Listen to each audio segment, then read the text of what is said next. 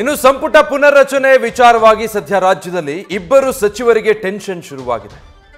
CM ಆಪ್ತ ಬಳಗದ ಇಬ್ಬರು ಸಚಿವರಿಗೆ ತಲೆನೋವಾಗಿದೆ. ಸಂಪುಟದಿಂದ ಎಚ್.ಸಿ. ಮಹದೇವಪ್ಪ ಮತ್ತೆ ಈಶ್ವರ್ ಖಂಡ್ರೆರನ್ನ ಕೈ ಬಿಡೋ ಬಗ್ಗೆ ಚರ್ಚೆ ಆಗಿರೋದ್ರಿಂದ ಈ ಇಬ್ಬರು ಸಚಿವರಿಗೆ ಟೆನ್ಷನ್ ಹೆಚ್ಚಾಗಿದೆ.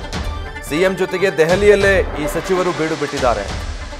ಅವತ್ತು ತಾವಾಡಿದಂಥ ಮಾತಿಂದ ಈಗ ಸಚಿವ ಸ್ಥಾನಕ್ಕೆ ಕುತ್ತು ಬರಬಹುದು. ಅಸಾಧ್ಯತೆಗಳಿರೋದ್ರಿಂದಾಗಿ ಸದ್ಯ ಸಚಿವರಲ್ಲಿ ಆತಂಕ ಇದೆ. ಎಲ್ಲಿ ತಮ್ಮ ಸ್ಥಾನವನ್ನು ಕಳೆದುಕೊಳ್ಳಬೇಕಾಗುತ್ತೋ.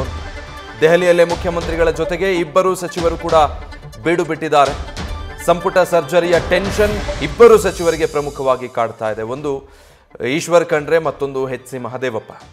ಲೋಕಸಭೆ ಚುನಾವಣೆ ಸಂದರ್ಭದಲ್ಲಿ ತಮ್ಮ ಪುತ್ರರಿಗೆ ಟಿಕೆಟ್ ಕೊಡಿಸೋ ಸಲುವಾಗಿ ಸ್ಥಾನ ತೊರೆಯುವಂಥ ಮಾತನ್ನು ಆಡಿದ್ರು. ಈಗ ಅದೇ ಮಾತು ಅವರಿಗೆ ಮುಳುವಾಗಿದೆ ಅಂತ.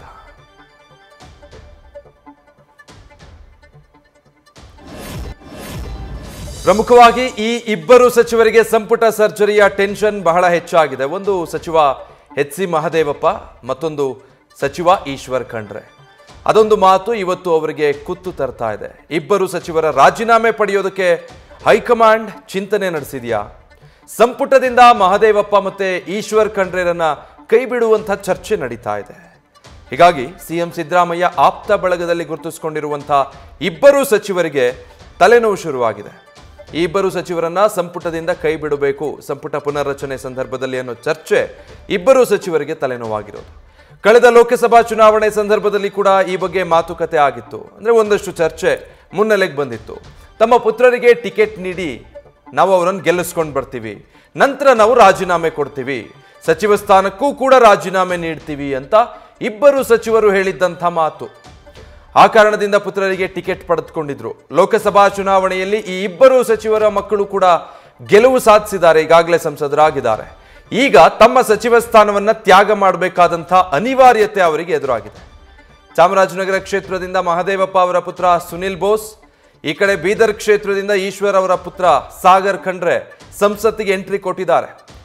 ಸಂಪುಟ ಪುನರ್ರಚನೆ ವಿಚಾರ ಈಗ ಮತ್ತೆ ಮುನ್ನೆಲೆಗೆ ಬಂದಿರೋದ್ರಿಂದ ಸಚಿವರಿಗೆ ಟೆನ್ಷನ್ ಆಗ್ತಾ ಇದೆ. ಲಿಂಗಾಯತ ಹಾಗೂ ದಲಿತ ಸಮುದಾಯದಲ್ಲಿ ಬೇರೆಯವರಿಗೆ ಸ್ಥಾನ ಕಲ್ಪಿಸೋದರ ಲೆಕ್ಕಾಚಾರ ಇರೋದ್ರಿಂದ ಸಮುದಾಯದ ಬೇರೆ ಶಾಸಕರಿಗೆ ಸ್ಥಾನ ನೀಡೋ ಬಗ್ಗೆ ಹೈಕಮಾಂಡ್ ಚಿಂತನೆ ನಡೆಸ್ತಾ ಇದೆ. ಹೀಗಾಗಿ ಒಂದೇ ವಾರದಲ್ಲಿ ಎರಡನೇ ಬಾರಿಗೆ ಸಚಿವ ಈಶ್ವರ್ ಖಂಡ್ರೆ ಮತ್ತೆ ಮಹದೇವಪ್ಪ ಇಬ್ಬರು ಕೂಡ ದೆಹಲಿಗೆ ತೆರಳಿದ್ದಾರೆ. ಸಿಎಂ ಮೂಲಕ ಒತ್ತಡ ಹಾಕೋ ಪ್ರಯತ್ನ ಮಾಡ್ತಿದ್ದಾರೆ. ಹೀಗಾಗಿ ದೆಹಲಿಯಲ್ಲೇ ಇಬ್ಬರು ಸಚಿವರು ಠಿಕಾಣಿ ಹೂಡಿದ್ದಾರೆ.